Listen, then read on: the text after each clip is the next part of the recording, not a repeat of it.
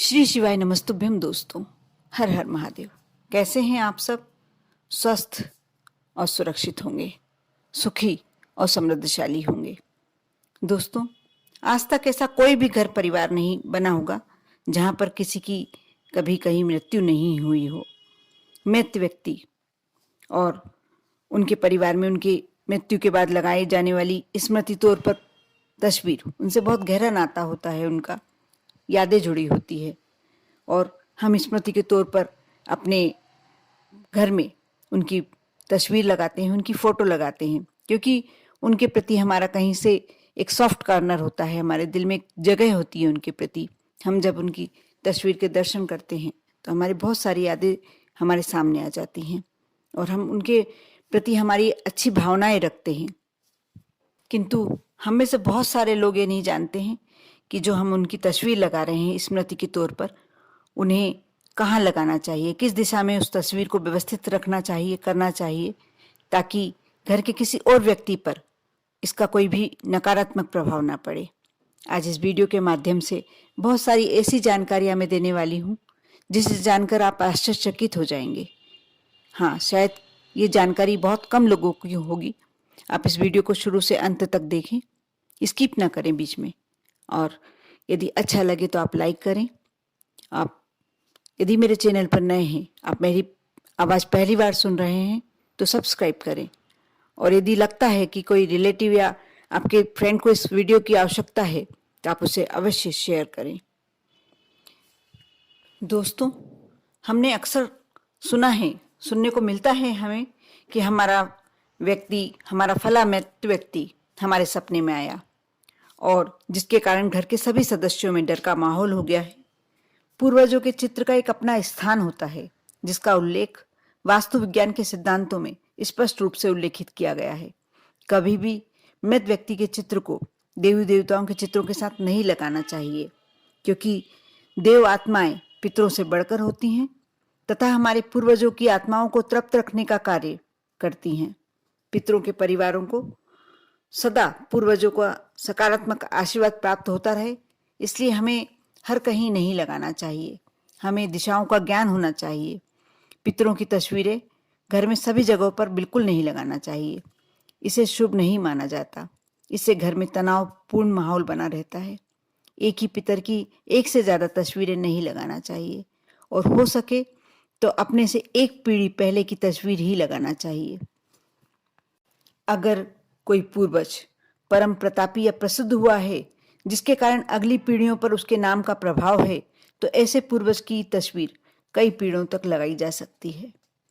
पितरों का चित्र घर के ब्रह्म स्थान पर या कहें कि घर के मध्य स्थान पर कभी भी नहीं लगाना चाहिए, क्योंकि इससे सम्मान की हानि होने की प्रबल संभावनाएं होती हैं। और जीवित लोगों के चित्रों के साथ कभी भी पितरों की तस्वीरें इत्यादि नहीं लगाना चाहिए। इन छोटी छोटी बातों का हमें अवश्य ध्यान होना चाहिए, जानकारी होना चाहिए। पितरों की तस्वीरें बैठक, रसोई या बेडरूम में भी नहीं लगाना चाहिए। पितरों की तस्वीरों पर लटकते हुए या झूलती अवस्था में कभी भी नहीं लगाना चाहिए।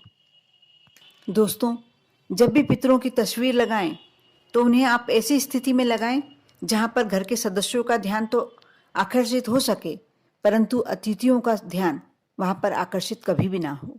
अगर घर के सदस्य भी इन्हें प्रतिदिन स्मरण करते हैं तो आपके भविष्य पर इसका बुरा प्रभाव हो सकता है। ये माना जाता है कि पूर्वजों को अधिक याद करने से पूर्वजों का आकर्षण भी आपके प्रति बढ़ जाता है और आपके मन में उदासी और निराशा का भाव विकसित हो जाता है। घर के किसी एक ही स्थान पर पितरों की तस्वीरें लगाएं और वह स्थान ऐसा होना चाहिए कि दिशा दोष से मुक्त हो। कभी भी दिशा दोष वाले स्थान पर पितरों का स्थान नहीं बनाना चाहिए। यदि पूजा स्थान पूर्व दिशा की तरफ हो तो पूर्वजों की तस्वीर ईशान कोण की तरफ लगाई जा सकती है।